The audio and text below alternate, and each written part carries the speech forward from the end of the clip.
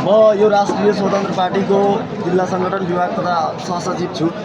अब मेरो तर्फबाट सम्पूर्ण देशवासीलाई मेसेज के छ भने अब किनकि देश परिवर्तन भयो, अब हामीले जुन हाम्रो जनप्रतिनिधिलाई जिताएर हामी पठाउनु भएको छ, उहाँले बाँकी नीतिको काम चाहिँ नीति निर्माणको काम उहाँले गरिदिनुहुन्छ। तर हामी नेपाली कसरी बस्ने होइन, त्यो विषयमा चाहिँ मेरो 1 मिनटको मात्रै एउटा अभिव्यक्ति छ, सुनिदिनु। जसरी यहाँ म गर्देलु गर्दाखेरि धेरै प्रकारको धेरै किसिमको मैले भरम चाहिँ मुस्लिमहरूमा भरम फैलाइदिएको थियो। म त्यो मुस्लिम समुदाय र समग्र नेपालीलाई, सम्पूर्ण नेपालीलाई मैले के भन्न चाहन्छु भने सबभन्दा पहिला हामी नेपाली छु, हामी सबभन्दा पहिला नेपाली छु। यो देश हाम्रो नेपाल छ अनि यो देशभित्रको जुन जति कुराहरू छ, त्यो मन्दिर होस् मस्जिद होस्, त्यो सबै हामी नेपालीको छ होइन। अब उसको रक्षा सुरक्षा, उसको उन्नति प्रगतिको लागि हामी मुस्लिम हिन्दू सम्पूर्ण जात जातिले मिलेर देशको यो संरचनालाई जोगाउनेतिर लाग्नुपर्छ, विभेदतिर लाग्नुपर्छ। किनकि यो नेपाल हो, नेपालभित्रको सबै कुरो, चाहे मन्दिर हो मस्जिद होस् मद्रसा हो गुरुद्वारा होस् जेसुको होस्, हामी सबै नेपालीको हो। त्यही भएर हामी नेपाली बन्नुहोस् पहिला होइन, अनि हाम्रो देशको सबै कुरोलाई जोगाउन लागि पर्नुहोस्।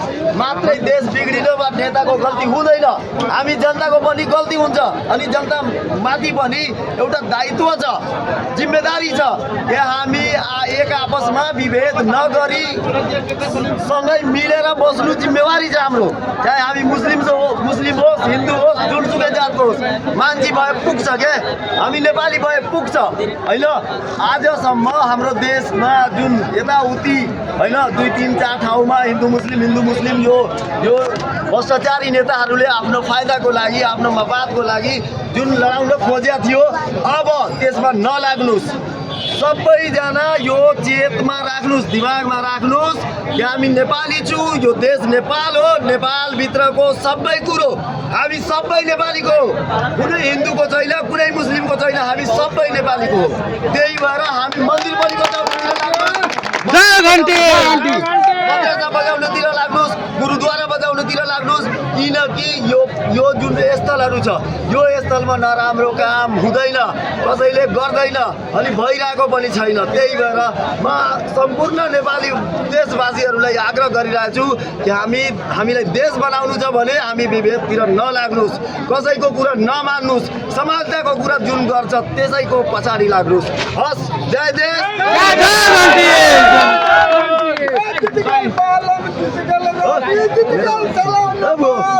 भैया राम